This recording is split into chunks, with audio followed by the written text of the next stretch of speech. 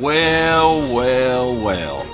I woke up this morning and my Elden Ring had some Wex dust in it. For anyone who doesn't know, Wex dust was a mod created by Metal Talon for Dark Souls 3. It was a mod you could install on PC, safe to use, wouldn't get you banned, and all it did was take the red eye orb and make it search the entire game rather than just the place where you were standing.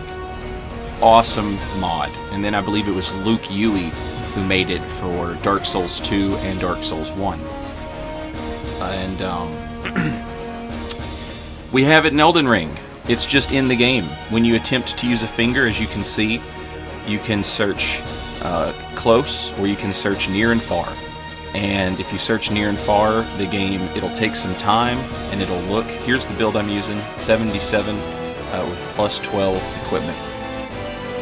The game will search every area that you have unlocked. I suspect the longer you wait, the more it searches. So you could still spam the fingers if you wanted to, but if you don't spam the finger, it's just gonna continue to look and continue to look farther and farther away. I suspect that's how it works. It starts looking close, and then it starts going farther and farther. And I made this build to be 77 plus 12. I just chose that because it seemed like if you did a decent amount of exploring, you would be around 70 when you got to Altus Plateau, and it seemed like you would not get out of Altus Plateau without, getting in that range. From 70 to 90 something, this build, 97 I guess, this build would get, if I'm not mistaken. I might be mistaken, it's still early, so my math is never good, but now it's not great because I'm on my first coffee. Yeah, but plus 12 goes down to, I believe, plus 9, and then it goes up to, I believe, plus 18. And the reason I chose plus 12 weapons is because it's here in Altus Plateau where you can find the bell bearing that allows you to upgrade weapons to plus 12. Now you could have, for sure, over that, but you should at least have a plus 12 at this point.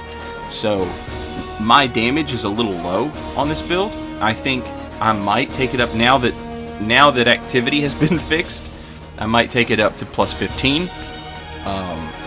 But that was my reasoning for leaving it there. I'm not skipping this. I'm showing you guys exactly how long it takes to find an invasion, and keep in mind this is I'm not spamming the finger, right? I pressed it once and we just set it and forget it, and let's see where the game takes us. We're invading from the Volcano Manor, from the Prison Town Church, and we end up in Academy Gate Town. And we end up in a Taunter's Tongued world, which is great. Everybody is like so excited about this. Like I'm running into Taunter's Tongued worlds all day. It's fantastic. I've only done like an hour's worth of invasions, and I woke up and I read the news and I was like, oh shit! I hopped up on Elden Ring and I started invading, and of all the invasions I've had so far, I think I had like 4 invasions, and 3 of them were Taunter's Tongued world. And yeah, it's crazy. I do want to mention something. I was talking about level ranges, and I had taken all my builds up to like 125, 130, 140, 150 because activity was better there. And I want to talk about this. I was like, it could be its own video really, but I don't see the point. I can just say it now. When I started invading back in Dark Souls 3, I was meta level. I went to 125 and I invaded there, and you could invade people who were in New Game Plus.